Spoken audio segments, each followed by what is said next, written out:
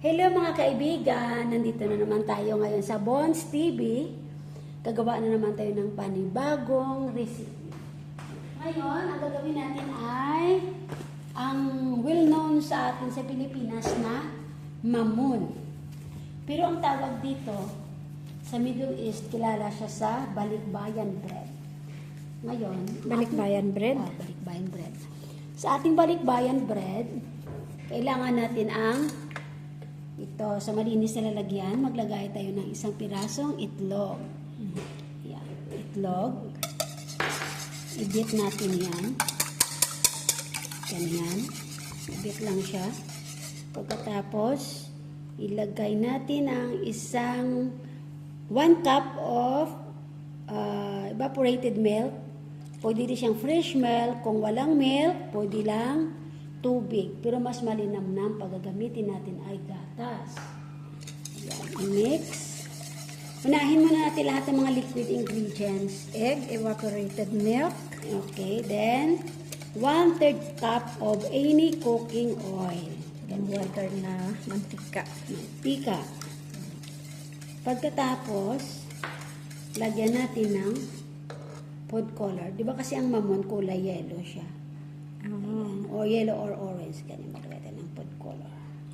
Yan, orange yung sa atin guys. Pero ayan, mag-yellow na siya kapitanti. Ano yan, orange? Orange yan. Ganyan. Kunti lang siya. Pagkatapos, ito ang asukal. Asukal. 1 cup of refined sugar, white sugar. White sugar. Isang tasa yan. Ayan. Pagkatapos, mix natin hanggang matunaw ang asukal. Mga kaibigan, tunawin natin ang asukal. Yan. Pag naramdaman na natin na wala ng buo-buo ang asukal, hindi na siya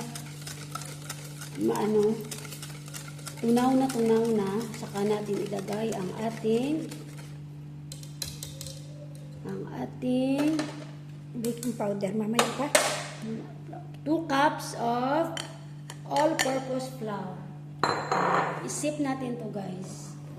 I-strain natin para wala siyang buo-buo mamaya. Wala yung mga cups. By the way, habang piniprepare natin yung ating mixture, ang ating oven, naka-preheat na siya. Kasi kailangan to paglagay natin sa oven, mainit na ang oven. Naka-preheat na yung oven natin. Naka-preheat. Okay na yan. Preheat na daw yung oven. Yan, ganyan. Oven, guys. Gusto ko na matapos yung flour, bumaba lahat. The oven is ready while making this mixture. Naka-prepare na siya dito. Yes.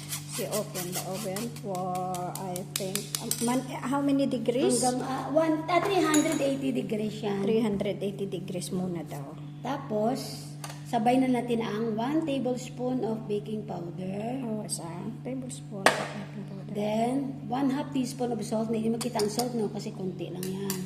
Kung may salt yan, may laman. Pagkatapos, vanilla. Ini vanilla sugar. Vanilla sugar or vanilla na essence. Okay lang siya. Ganyan. Pagkatapos, mix na natin. Ito lang siya. Saglit lang siya, guys.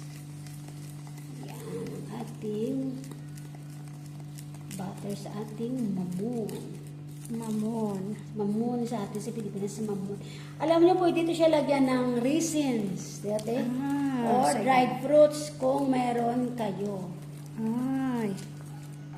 Ganyan. Mga extender niya or kung gusto niyo ng mga karagdagang flavor sa inyong mamon, pwede lang siya lagyan. Pero tayo, plain lang gagawin natin ngayon. Consistency niya, hindi siya masyadong basa, hindi rin siya masyadong malapot, hindi siya mabigat ihaluin.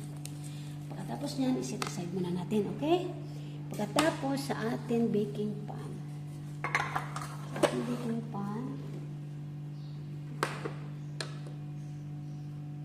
Sa ating cupcake liner, mag-brush lang tayo na. Ang sarap. Sana pabili na tayo ng mga dried fruits, Ilalagay sa ibabaw? Oh, pwede tayo gagawa dito yung bread. Yung parang slice na yung Oo, yun. Maganda yun. Dapat may kayo. Mura lang to eh. Sa palengke na sa brochure nakita ko kanina 50 lang 500 grams. Pabili tayo sa sunod ng ating mga 1/4 cup siya. Ito 1/4. Kailangan ito medyo ano siya puno ang ating cupcake lang na. Kasi para uumbok siya. Alam niyo yung mamon, parang yung sombrero, ang hitsura niya. Sombrero ng lolo. Diba ganon? Ayan. Cupcake. Ayan, yung ating mamon. Ayan. Masarap to sa kape, masarap to sa tea. Tingnan natin kung anong kalalabasan ito, kung successful ba or para pag may ganito tayo, di na tayo bibili sa mga kaibigan natin dyan. Katulad namin, hindi na minsan makakalabas. Kaya ito na lang tayo, mag-ano na lang tayo, mag-DIY na lang tayo. Marami palang kailangang mantika sa mga butas. Kailangan marami siyang mantika kasi parang basang-basa ito ng mantika. Tapos guys, sa baking nito, first 5 minutes ay kailangan nasa 380 ang apoy, mataas, mainit. After 5 minutes, lessen natin ang fire to 180 for another 12 minutes of baking. So, total is, yung baking time niya is 17 minutes. Huwag overbake kasi titigas siya. Kasi nag-trial na ako nito kanina. So, now I learn up. Sorry. Lumagpas.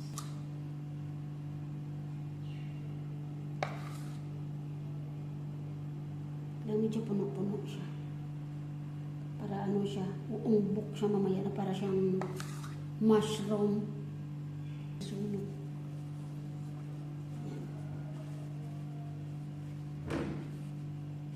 Yan, tapos na. Now, let's go to our baking. Nakainit na tong oven. Tsaka ang apoy niya sa 380. Lagay natin to for 5 minutes. Ayan. For 5 minutes, guys. Siya guys. Then, i-adjust natin ang apoy. Ito, 180 degrees. We'll bake it again for another 12 minutes. Okay. After 12 minutes, tapos na yan. Okay? See you again after 12. Mag-toothpick test muna tayo guys. Kasi hindi ako, diskumpiyado ako sa oven namin eh.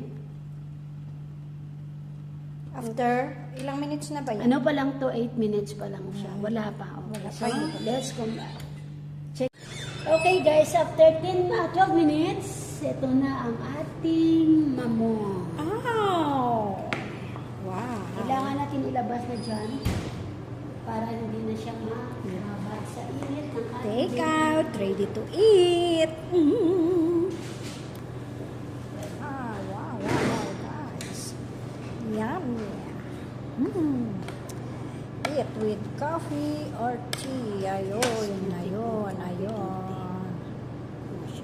Ayan, patingin. Uy, ang bilis mo. Ayan. Wow. Sarap naman yan. Ganito na siya mga kaibigan ng ating mamon. Dali na natin doon sa ating mga amo. Ready to serve na siya. This for their coffee and tea. Thank you once again for watching.